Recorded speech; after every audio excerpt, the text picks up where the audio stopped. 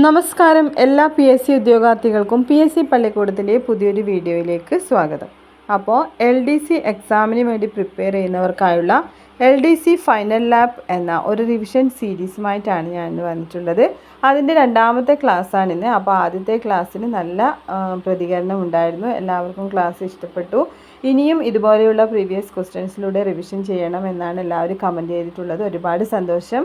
അപ്പോൾ LDCക്ക് പ്രിപ്പയർ ചെയ്യുന്ന എല്ലാവരും സിലബസൊക്കെ കവർ ചെയ്തിട്ടുണ്ടാവും അല്ലേ? അപ്പോൾ റിവിഷന് വേണ്ടിയുള്ള സമയമാണിപ്പോൾ.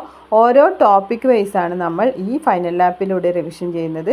അപ്പോൾ നിങ്ങൾക്ക് ഇതോടൊപ്പം ചേരുകയാണെങ്കിൽ തീർച്ചയായും എക്സാം ആകുമ്പോഴേക്കും എല്ലാ ഭാഗത്തുകൂടിയും നിങ്ങൾക്ക് പ്രീവിയസ് ക്വസ്റ്റ്യനും അതുപോലെ തന്നെ അനുബന്ധ വസ്തുതകളും ഒക്കെയായി നല്ല ഒരു റിവിഷനായിരിക്കും നിങ്ങൾക്ക് കിട്ടാൻ പോകുന്നത്.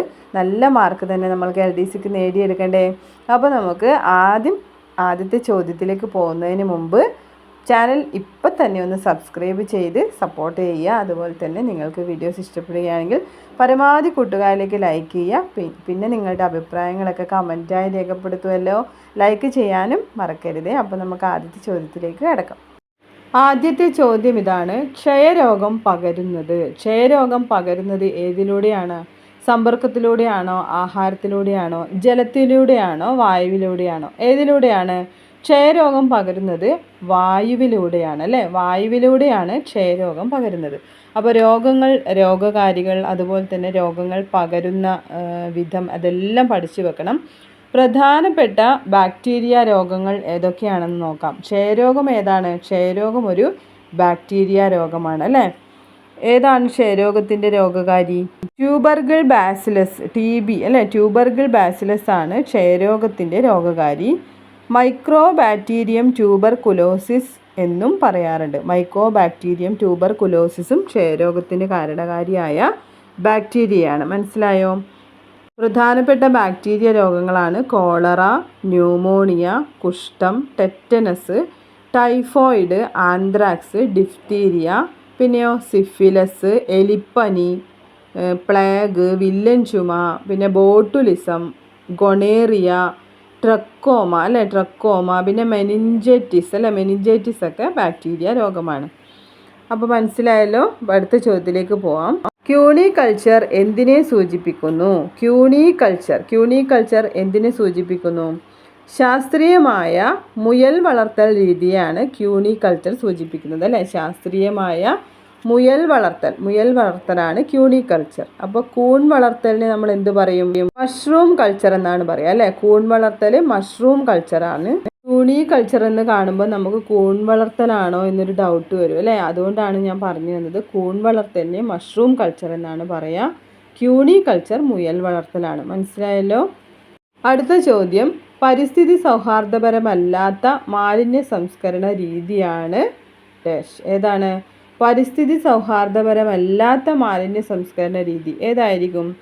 ഓപ്ഷൻ ബി ആണ് കത്തിക്കൽ അല്ലേ? നമ്മൾ വേസ്റ്റൊക്കെ നമ്മൾ കത്തിക്കുന്നതാണ് പരിസ്ഥിതി സൗഹാർദ്ദപരമല്ലാത്ത മാലിന്യ സംസ്കരണ രീതി. അടുത്ത ചോദ്യത്തിലേക്ക് പോവാം. ശരീര വളർച്ച നിയന്ത്രിക്കുന്ന ഹോർമോൺ. ഇത് നമ്മൾ ആദ്യം ഒരു ചോദ്യം ആവർത്തിച്ച് പഠിച്ചിട്ടുണ്ടായിരുന്നു അല്ലേ? ശരീര വളർച്ച നിയന്ത്രിക്കുന്ന ഹോർമോൺ ഏതാണ്? സൊമാറ്റോട്രോപ്പിനാണ് അല്ലേ? ഓപ്ഷൻ ഡി സൊമാറ്റോട്രോപ്പിനാണ് ശരീര വളർച്ച നിയന്ത്രിക്കുന്ന ഹോർമോൺ. അപ്പോൾ ഹോർമോണുകളൊക്കെ പഠിച്ചു വെക്കണം. വളർച്ചാ ഹോർമോൺ എന്നറിയപ്പെടുന്നതും സൊമാറ്റോട്രോപ്പിക് ഹോർമോണാണ്. അതുകൊണ്ട് തന്നെയാണ് ശരീര വളർച്ച നിയന്ത്രിക്കുന്ന ഹോർമോൺ എന്ന് ചോദിച്ചത് അല്ലേ? വളർച്ചാ ഹോർമോൺ എന്നും ഇത് അറിയപ്പെടുന്നുണ്ട്. ശരീര വളർച്ച ത്വരിതപ്പെടുത്തുകയാണ് അതിൻ്റെ പ്രധാന ലക്ഷ്യം. അപ്പോൾ ഈ സൊമാറ്റോട്രോപ്പിനെ ഉൽപ്പാദിപ്പിക്കുന്നത് ഏത് ഗ്രന്ഥിയാണെന്നറിയാമോ? പിറ്റ്യൂട്ടറി ഗ്രന്ഥിയുടെ മുൻതളം ഉൽപ്പാദിപ്പിക്കുന്ന ഹോർമോണാണ് സൊമാറ്റോട്രോപ്പിക് അല്ലേ? പിറ്റ്യൂട്ടറി ഗ്രന്ഥിയുടെ മുൻതളം ഉൽപ്പാദിപ്പിക്കുന്ന ഹോർമോണാണ് ഏത്? Somatotropic hormone. ഈ സൊമാറ്റോട്രോപ്പിക്കിൻ്റെ ഉൽപ്പാദനം കുറയുന്നതിലൂടെ ശരീര വളർച്ച മുരടിച്ചു പോകുന്ന അസുഖത്തിന് എന്താണ് പറയുക? വാമനത്വം എന്നാണ് പറയുക. നമ്മൾ കാണാറില്ലേ ചിലർ വളർച്ചയില്ലാതെ ചെറുതായി പോകുന്നത് അല്ലേ? അപ്പോൾ ഈ സൊമാറ്റോട്രോപ്പിൻ്റെ ഉൽപ്പാദനം കുറയുന്നത് കൊണ്ടാണ് ശരീര വളർച്ച മുരടിച്ച് വാമനത്വം ഉണ്ടാകുന്നത്. എന്നാൽ ഈ സൊമാറ്റോട്രോപ്പിൻ്റെ ഉൽപ്പാദനം കൂടിയാലും ദോഷമാണ്. കൂടിയാൽ എന്തായിരിക്കും? ഭീമാകാരത്വം എന്ന അവസ്ഥ വരും അല്ലേ? വളരെയധികം വളർച്ചയുണ്ടാവുക. അപ്പോൾ ഭീമാകാരത്വം ഉണ്ടാകുന്നത് സൊമാറ്റോട്രോപ്പിൻ്റെ ഉൽപ്പാദനം കൂടുന്നത് കൊണ്ടാണ്.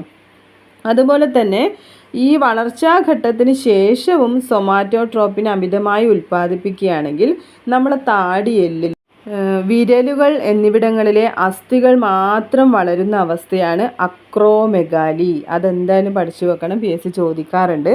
അപ്പോൾ നമുക്ക് വളർച്ചാഘട്ടത്തിൽ മാത്രമേ എന്ത് ആവശ്യമുള്ളൂ? സൊമാറ്റോട്രോപ്പിൻ്റെ ആവശ്യമുള്ളൂ അല്ലേ?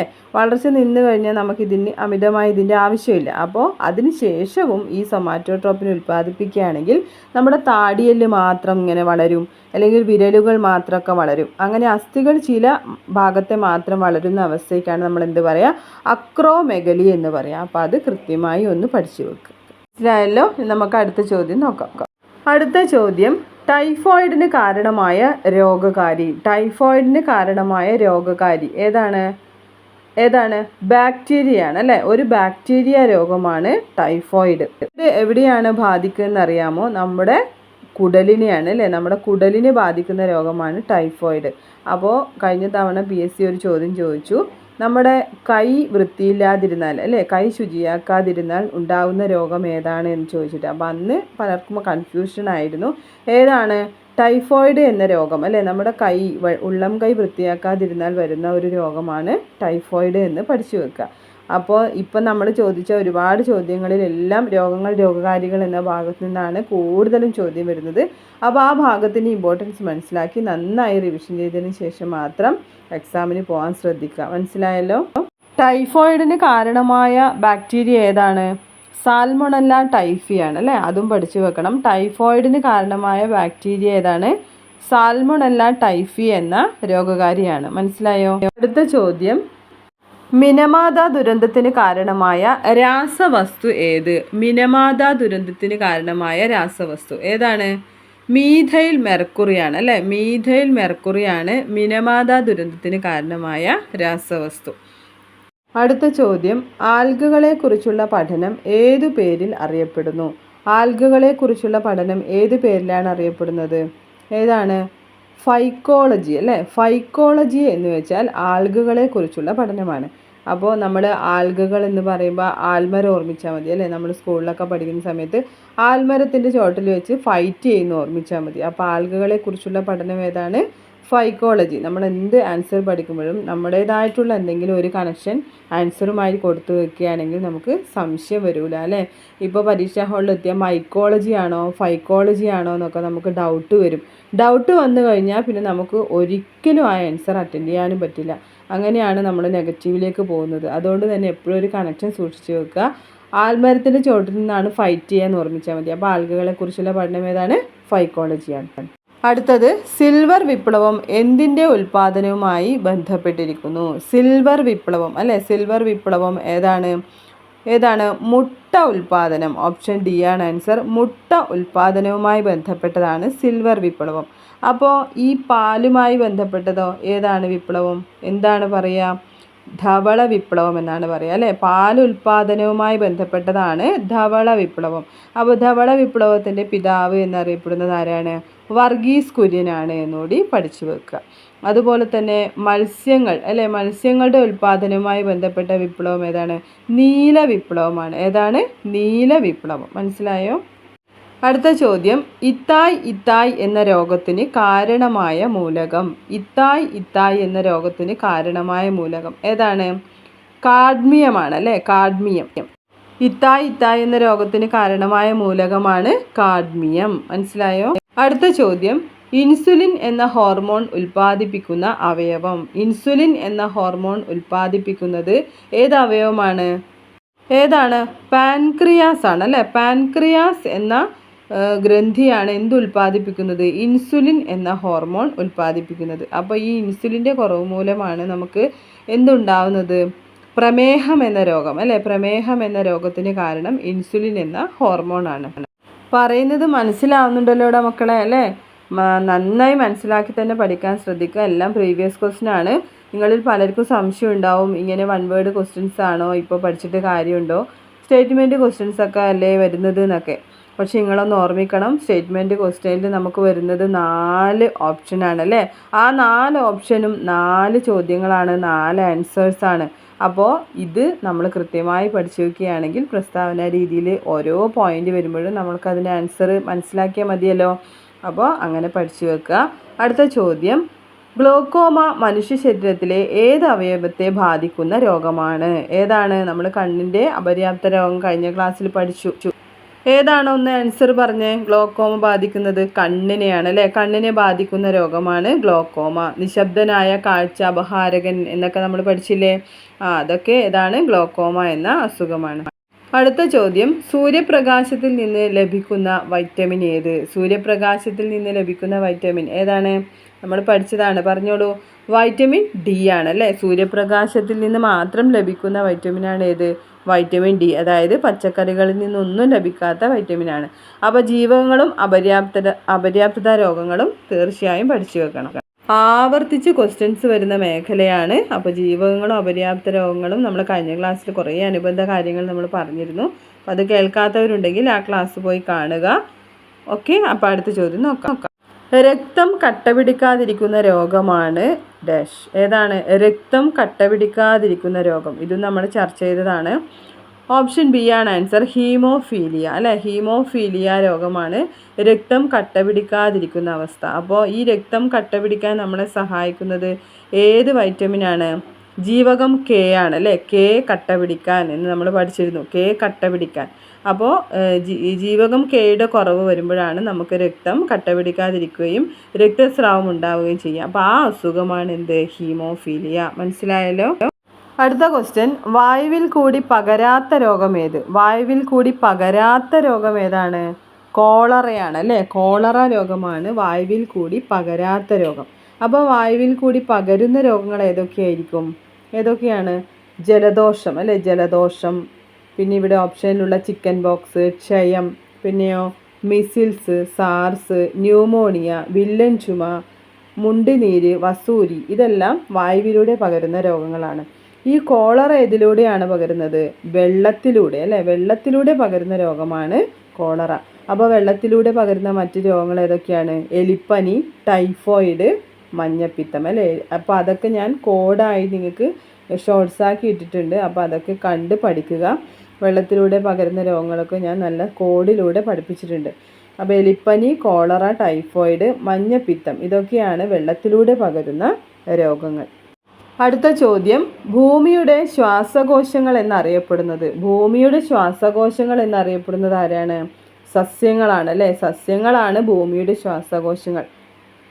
എന്തുകൊണ്ടാണ് സസ്യങ്ങളെ ഭൂമിയുടെ ശ്വാസകോശങ്ങൾ എന്നറിയപ്പെടുന്നത്? പ്രകാശ സംശ്ലേഷണത്തിലൂടെ നമ്മുടെ ഭൂമിയിലേക്ക് ആവശ്യമായ ഓക്സിജൻ ഉണ്ടാക്കുന്നത് ആരാണ്? സസ്യങ്ങളാണ് അല്ലേ? കാർബൺ ഡൈ ഓക്സൈഡ് ഒക്കെ വലിച്ചെടുത്ത് നമുക്ക് ഓക്സിജൻ പ്രദാനം ചെയ്യുന്നത് സസ്യങ്ങളാണ്. അതുകൊണ്ടാണ് ഭൂമിയുടെ ശ്വാസകോശങ്ങൾ എന്ന് സസ്യങ്ങൾ അറിയപ്പെടുന്നത്. അടുത്ത ക്വസ്റ്റ്യൻ, അരി, ഗോതമ്പ്, കപ്പ, ചേന, ചേമ്പ് എന്നീ ഭക്ഷ്യവിഭവങ്ങളിൽ അടങ്ങിയിരിക്കുന്ന പോഷക ഘടകമാണ് ഡാഷ്. ഏതാണ്? അരിയിലും ഗോതമ്പിലും ഒക്കെ ഉള്ളത്. അരിയിൽ നമുക്കറിയാം അല്ലേ? അരിയിലും ഗോതമ്പിലുമൊക്കെ അന്നജമാണ് നമുക്കറിയാം. അതുപോലെ തന്നെയാണ് കിഴങ്ങ് വർഗ്ഗങ്ങളായ കപ്പ, ചേന, ചേമ്പ്, ഇതിലെല്ലാം ഏതാണ് അടങ്ങിയിരിക്കുന്നത്? അന്നജമാണ് അടങ്ങിയിരിക്കുന്നത്. അടുത്ത ചോദ്യം, ക്ഷയരോഗം പകരുന്നത് എങ്ങനെയാണ്? വായുവിലൂടെയാണ് അല്ലേ? ഇത് നമ്മൾ നേരത്തെ വേറൊരു ക്വസ്റ്റ്യൻ പേപ്പറിൽ നമ്മൾ കണ്ടു. അടുത്ത ചോദ്യം, നമ്മുടെ ഭക്ഷണത്തിലൂടെ രക്തത്തിലെത്തുന്ന വിഷപദാർത്ഥങ്ങളെ നിർവീര്യമാക്കുന്ന അവയവം. നമ്മുടെ ഭക്ഷണത്തിലൂടെ രക്തത്തിലെത്തുന്ന വിഷപദാർത്ഥങ്ങളെ നിർവീര്യമാക്കുന്ന അവയവം ഏതാണ്? കരളാണ് അല്ലേ? കരൾ എന്നതാണ് ഉത്തരം.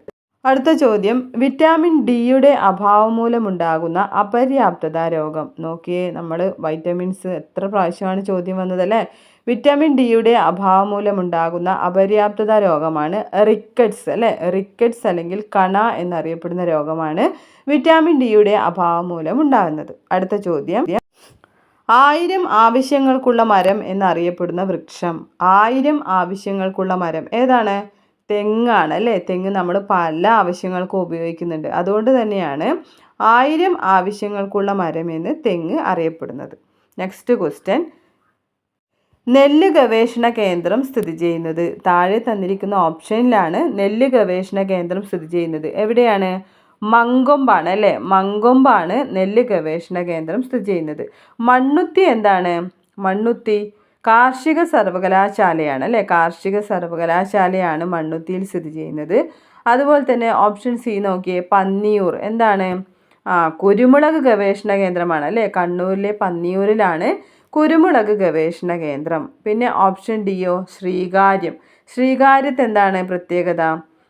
കേന്ദ്ര കിഴങ്ങുവിള ഗവേഷണ കേന്ദ്രം സ്ഥിതി ചെയ്യുന്നത് ശ്രീകാര്യത്താണ്, തിരുവനന്തപുരം അല്ലേ. അപ്പോൾ നെല്ല് ഗവേഷണ കേന്ദ്രം എവിടെയാണ്? മങ്കൊമ്പാണ്. അടുത്ത ചോദ്യം, പാലിൽ ഏറ്റവും കൂടുതൽ അടങ്ങിയിട്ടുള്ള ഘടകമേത്? പാലിൽ ഏറ്റവും കൂടുതൽ അടങ്ങിയിട്ടുള്ള ഘടകം ഏതാണ്? വെള്ളമാണ് അല്ലേ. ഓപ്ഷൻ ബി വെള്ളം എന്നതാണ് ആൻസർ. അപ്പോൾ ഒന്ന് ആലോചിച്ച് നോക്കിയേ, നമ്മൾ പാലിൽ എത്രമാത്രം വെള്ളം ചേർക്കുന്നുണ്ട് അല്ലേ. മായം ചേർക്കുന്ന സമയത്ത് നമുക്ക് വെള്ളം ചേർത്ത പാലല്ലേ കിട്ടുന്നത്. അപ്പോൾ പാലിൽ തന്നെ 90% എന്താണ്? വെള്ളമാണ്. അപ്പോൾ പിന്നെ ഇനിയൊരു വെള്ളം ചേർക്കേണ്ട കാര്യമുണ്ടോ? ഇല്ല അല്ലേ. അടുത്ത ചോദ്യം വളരെ ഇമ്പോർട്ടൻ്റ് ആണ്. MS സ്വാമിനാഥൻ ഏത് ശാസ്ത്രവുമായി ബന്ധപ്പെട്ടിരിക്കുന്നു? MS സ്വാമിനാഥൻ ഏത് ശാസ്ത്രവുമായി ബന്ധപ്പെട്ടിരിക്കുന്നു? ഏതാണ്? കാർഷിക ശാസ്ത്രം അല്ലേ. ഓപ്ഷൻ എ കാർഷിക ശാസ്ത്രവുമായി ബന്ധപ്പെട്ട വ്യക്തിയാണ് MS സ്വാമിനാഥൻ. അപ്പോൾ ഈ അടുത്ത് MS സ്വാമിനാഥനെ കുറിച്ച് ചോദ്യങ്ങൾ ചോദിച്ചിട്ടുണ്ട്, ഇനിയും ചോദിക്കാൻ സാധ്യതയുണ്ട്. കാരണം എന്താണ്? കഴിഞ്ഞ വർഷം അല്ലെ 2023 സെപ്റ്റംബർ 28-നാണ് MS സ്വാമിനാഥൻ അന്തരിച്ചത്. അതുകൊണ്ട് തന്നെ നമുക്ക് തീർച്ചയായും ഒരു ക്വസ്റ്റ്യൻ അദ്ദേഹത്തെക്കുറിച്ച് പ്രതീക്ഷിക്കാം. അപ്പോൾ ഇന്ത്യൻ ഹരിത വിപ്ലവത്തിൻ്റെ പിതാവ് എന്നറിയപ്പെടുന്നത് MS സ്വാമിനാഥനാണ്. എന്താണ്? ഇന്ത്യൻ ഹരിത വിപ്ലവത്തിൻ്റെ പിതാവ് എന്നറിയപ്പെടുന്നത് MS സ്വാമിനാഥനാണ്. അദ്ദേഹം കാർഷിക ശാസ്ത്രവുമായി ബന്ധപ്പെട്ടിരിക്കുന്നു എന്ന് പഠിച്ചു വെക്കുക. അടുത്ത ചോദ്യം, നെഫ്രോളജി എന്തിനെക്കുറിച്ച് പഠിക്കുന്ന ശാസ്ത്രശാഖയാണ്? നെഫ്രോളജി എന്താണ്? ഉത്തരം വൃക്കയാണ് അല്ലേ. മാറിപ്പോവരുത്.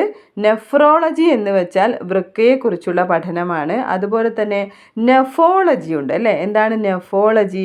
കാറ്റിനെ കുറിച്ചുള്ള പഠനമാണ് നെഫോളജി. രണ്ടും ഓപ്ഷനിലുണ്ട്, മാറിപ്പോവരുത്. നെഫ്രോളജി എന്ന് പറയുമ്പോൾ വൃക്ക, നെഫോളജി എന്ന് പറഞ്ഞാൽ കാറ്റ്. മനസ്സിലായല്ലോ. പർവ്വതങ്ങളെക്കുറിച്ചുള്ള പഠനം എന്താണ്? അത് ഓറോളജിയാണ് അല്ലേ. പർവ്വതങ്ങളെക്കുറിച്ചുള്ള പഠനമാണ് ഓറോളജി. നമുക്ക് അടുത്ത ചോദ്യം നോക്കാം. നോക്കിയേ, നമുക്ക് വീണ്ടും രോഗകാരികൾ എന്ന ഭാഗത്ത് നിന്ന് ചോദ്യം വന്നത് കണ്ടോ. താഴെ കൊടുത്തിട്ടുള്ളവയിൽ വായുവിലൂടെ പകരുന്ന രോഗം ഏതാണ്? ക്ഷയമാണ് അല്ലേ. അത് നമ്മൾ പഠിച്ചു കഴിഞ്ഞു. അപ്പോൾ അടുത്ത ചോദ്യം, തേജസ് ഏത് വിളയുമായി ബന്ധപ്പെട്ടിരിക്കുന്നു? തേജസ് ഏത് വിളയുമായി ബന്ധപ്പെട്ടിരിക്കുന്നു? ഏതാണ്? പച്ചമുളകാണ് അല്ലേ. പച്ചമുളകിന് നല്ല തേജസ്സാണ് എന്ന് ഓർമ്മിച്ച് വെച്ചാൽ മതി. പച്ചമുളകാണ് തേജസ്. അടുത്ത ചോദ്യം, താഴെ കൊടുത്തിരിക്കുന്നവയിൽ കീടഭോജികളായ സസ്യങ്ങളിൽ പെടാത്തത് ഏത്? കീടഭോജികളായ സസ്യത്തിൽ പെടാത്തതാണ് ചോദിച്ചത്. ഏതാണ് ആൻസർ? കാക്ടസ് ആണ് അല്ലേ. ഓപ്ഷൻ ബി കാക്ടസ് ആണ്. അപ്പോൾ ഡ്രോസെറ, ആൾഡ്രോവാൻഡ, യൂട്രിക്കുലേറിയ ഇതെല്ലാം കീടഭോജികളായ സസ്യങ്ങളാണെന്ന് പഠിച്ചു വെക്കുക. ഡ്രോസെറ, ആൾഡ്രോവാൻഡ, യൂട്രിക്കുലേറിയ ഇതെല്ലാം എന്താണ്? കീടഭോജികളായ സസ്യങ്ങളാണ്. മനസ്സിലായല്ലോ. നെക്സ്റ്റ് ക്വസ്റ്റ്യൻ, ഗുജറാത്തിലെ താപ്തി നദി മുതൽ കന്യാകുമാരി വരെ വ്യാപിച്ചു കിടക്കുന്ന പശ്ചിമഘട്ടം ശ്രീലങ്ക വരെ നീണ്ടുകിടക്കുന്ന ഒന്നായിരുന്നു. സമുദ്രത്താൽ വേർപിരിഞ്ഞ ഈ ഭൂപ്രദേശങ്ങളിലെ ജീവിവർഗങ്ങൾ തമ്മിൽ സാമ്യമുണ്ട്. ഇതിന് ഏറ്റവും നല്ല ഉദാഹരണമാണ് ഈ പക്ഷി. ഏതാണ്? അതായത് ശ്രീലങ്കയിലും നമ്മുടെ ഇവിടെ ഇന്ത്യയിലും അല്ലേ, ഇന്ത്യയിലും പശ്ചിമഘട്ടത്തിലും കാണപ്പെടുന്ന സാമ്യതയുള്ള ജീവി ഏതാണ് എന്നാണ് ചോദിച്ചിരിക്കുന്നത്. ഏതാണ്? മാക്കാച്ചിക്കാടയാണ് അല്ലേ. ഓപ്ഷൻ സി മാക്കാച്ചിക്കാടയാണ് ആ ജീവി. മനസ്സിലായോ. അടുത്ത ചോദ്യം, 5 വർഷം കൂടി ജീവിത കാലയളവ് നീട്ടിക്കിട്ടും എന്ന അവകാശത്തോടെ ലോകത്ത് ആദ്യമായി കൃത്രിമ ഹൃദയം വച്ചുപിടിപ്പിക്കൽ ശസ്ത്രക്രിയ നടന്നു. ഇതെവിടെയാണ്? അപ്പോൾ ആദ്യമായി ഹൃദയ ശസ്ത്രക്രിയ നടന്നത് എന്നല്ല ചോദിച്ചത്. 5 വർഷം കൂടി ജീവിത കാലയളവ് നീട്ടിക്കിട്ടും എന്ന അവകാശത്തോടെ ലോകത്ത് ആദ്യമായി കൃത്രിമ ഹൃദയം വെച്ച് പിടിപ്പിച്ചു എവിടെയാണ് എന്നാണ് ചോദിച്ചത്. ഏതാണ് ആൻസർ? ഫ്രാൻസ് ആണ് അല്ലേ. ഓപ്ഷൻ ബി ഫ്രാൻസ് ആണ് ആൻസർ. മനസ്സിലായോ. അപ്പോൾ ലോകത്തിൽ ആദ്യമായി ഹൃദയമാറ്റ ശസ്ത്രക്രിയ നടത്തിയത് ആരാണ്? ഡോക്ടർ ക്രിസ്റ്റ്യൻ ബെർണാഡ് ആണ് അല്ലേ. 1967 ഡോക്ടർ ക്രിസ്റ്റ്യൻ ബെർണാഡ് ലോകത്തിൽ ആദ്യമായി ഹൃദയമാറ്റ ശസ്ത്രക്രിയ നടത്തിയത്. ഏത് ഹോസ്പിറ്റലിലാണ്? ഗ്രൂട്ട് ഷോർ ഹോസ്പിറ്റൽ അല്ലേ. സൗത്ത് ആഫ്രിക്കയിലെ ഗ്രൂട്ട് ഷോർ ഹോസ്പിറ്റൽ. എന്നാൽ ഇന്ത്യയിൽ ആദ്യമായി ഹൃദയമാറ്റിവെക്കൽ ശസ്ത്രക്രിയ നടത്തിയത് ആരാണ്? ഡോക്ടർ വേണുഗോപാലാണ് അല്ലേ. 1994 ഓഗസ്റ്റ് 3 ഡോക്ടർ വേണുഗോപാലാണ് ഈ ശസ്ത്രക്രിയ നടത്തിയത്. എവിടെയാണ്? AIIMS അല്ലേ, AIIMS ന്യൂഡൽഹി അല്ലേ, ന്യൂഡൽഹിയിലെ ഹോസ്പിറ്റലിലാണ് ഈ ഇന്ത്യയിൽ ആദ്യമായി ഹൃദയം മാറ്റിവെക്കൽ ശസ്ത്രക്രിയ നടത്തിയത്. അതുപോലെ തന്നെ കേരളത്തിലെ എല്ലാവർക്കും അറിയാം അല്ലേ, ഡോക്ടർ ജോസ് ചാക്കോ പെരിയപുരമാണ് ആദ്യമായി കേരളത്തിൽ ഹൃദയമാറ്റ ശസ്ത്രക്രിയ നടത്തിയത്. 2003 മെയ് 13 ഇതിൻ്റെ ഡേറ്റ്. അപ്പോൾ ഏത് ഹോസ്പിറ്റലാണ്? എറണാകുളത്തെ മെഡിക്കൽ ട്രസ്റ്റ് ഹോസ്പിറ്റലിൽ വെച്ചാണ് നടത്തിയത്. അപ്പോൾ ഈ ഹൃദയമാറ്റ ശസ്ത്രക്രിയകളെല്ലാം പഠിച്ചു വെക്കണം. അപ്പോൾ അടുത്ത ചോദ്യം നോക്കാം. ചുവന്ന രക്താണുക്കൾ അരിവാൾ രൂപത്തിൽ കാണപ്പെടുന്ന ജനിതക രോഗം ഏതാണ്? ചുവന്ന രക്താണുക്കൾ അരിവാൾ രൂപത്തിൽ കാണപ്പെടുന്ന ജനിതക രോഗമാണ് സിക്കിൾ സെൽ അനീമിയ. ഏതാണ്? Sickle cell anaemia. വളരെ ഇമ്പോർട്ടൻ്റ് ആണ്. ചുവന്ന രക്താണുക്കൾ എന്ത് രൂപത്തിൽ കാണപ്പെടും? അരിവാൾ രൂപത്തിൽ കാണപ്പെടും അല്ലേ. അപ്പോൾ ഓപ്ഷൻ എ ഹീമോഫീലിയ എന്താണ്? നമ്മൾ നേരത്തെ പറഞ്ഞു, രക്തം കട്ടപിടിക്കാത്ത അവസ്ഥയാണ് ഹീമോഫീലിയ. അടുത്ത ചോദ്യം, ഇരുമ്പടങ്ങിയ ഭക്ഷണ പദാർത്ഥങ്ങൾ കഴിക്കുന്നതിലൂടെ ഈ രോഗത്തെ തടയാം. ഇരുമ്പടങ്ങിയ ഭക്ഷണ പദാർത്ഥങ്ങൾ കഴിക്കുന്നതിലൂടെ ഈ രോഗത്തെ തടയാം. ഏത് രോഗത്തെയാണ്? ഏതാണ്? അനീമിയ അല്ലേ. അനീമിയ എന്ന രോഗം നമുക്കറിയാം, ഇരുമ്പിൻ്റെ അല്ലെങ്കിൽ അയണിൻ്റെ കുറവ് കൊണ്ട് നമുക്ക് വിളർച്ച സംഭവിക്കുന്നു അല്ലേ. രക്തക്കുറവ് കൊണ്ട് വിളർച്ച സംഭവിക്കുന്ന രോഗമാണ് ഏത്? അനീമിയ. അപ്പോൾ ഇരുമ്പടങ്ങിയ ഭക്ഷണ പദാർത്ഥങ്ങൾ കഴിക്കുന്നതിലൂടെ നമുക്ക് എന്ത് ചെയ്യാം? അനീമിയയെ നിയന്ത്രിക്കാൻ പറ്റും. അപ്പോൾ ഈ സ്ത്രീകളിലെ അനീമിയൊക്കെ നിയന്ത്രിക്കാനുള്ള ഒരു പദ്ധതി ഉണ്ടല്ലോ, പുതിയ ഒരു പദ്ധതി. ഏതാണ്? ഏതാണ്? വിവാ പദ്ധതി. വിളർച്ചയിൽ നിന്നും വളർച്ചയിലേക്ക് എന്ന് പറയുന്ന പദ്ധതിയാണ്. അപ്പോൾ നമുക്ക് ബയോളജി എന്ന ഭാഗത്തിൽ ആരോഗ്യ പദ്ധതികളൊക്കെ, പുതിയതായി വന്ന പദ്ധതികളൊക്കെ നമുക്ക് ശേഷം പഠിക്കാം. അപ്പോൾ ഇന്ന് നമ്മൾ 30 ചോദ്യങ്ങളും അതിൻ്റെ അനുബന്ധ വസ്തുതകളും ഒക്കെയാണ് പഠിച്ചത്. എല്ലാവർക്കും മനസ്സിലായി എന്ന് വിചാരിക്കുന്നു. അപ്പോൾ ഈ വീഡിയോ നിങ്ങൾക്ക് ഉപകാരപ്രദമായെങ്കിൽ PSC പള്ളിക്കൂടം എന്ന ചാനൽ ഒന്ന് സബ്സ്ക്രൈബ് ചെയ്ത് സപ്പോർട്ട് ചെയ്യുക. അതുപോലെ തന്നെ LDC പ്രിപ്പയർ ചെയ്യുന്ന നിങ്ങളുടെ ഫ്രണ്ട്സിനും പരമാവധി ഈ ചാനലിൻ്റെ ലിങ്ക് ഷെയർ ചെയ്യുക. പിന്നെ നിങ്ങളോടൊരു കാര്യം പറയാനുള്ളത്, ഇന്നലെ എനിക്ക് 9000 സബ്സ്ക്രൈബറായി. അപ്പോൾ 9K സബ്സ്ക്രൈബർ ആയത് വളരെ സന്തോഷം. നിങ്ങളുടെ എല്ലാം സപ്പോർട്ട് കൊണ്ടാണ് എനിക്ക് ഇത്രയും എത്താൻ കഴിഞ്ഞത്. ഇനിയും അങ്ങോട്ട് എല്ലാവരുടെയും സഹകരണവും സ്നേഹവും ഒക്കെ ഞാൻ പ്രതീക്ഷിക്കുന്നു. അപ്പോൾ അടുത്ത വീഡിയോയിൽ നമുക്ക് ഒരുപാട് പ്രീവിയസ് ക്വസ്റ്റ്യൻസുമായി, അല്ലെങ്കിൽ ഈ ജീവശാസ്ത്രം എന്ന ഭാഗത്തെ 3ാമത്തെ പാർട്ടുമായി നമുക്ക് വീണ്ടും കാണാം. അതുവരേക്കും താങ്ക് യു.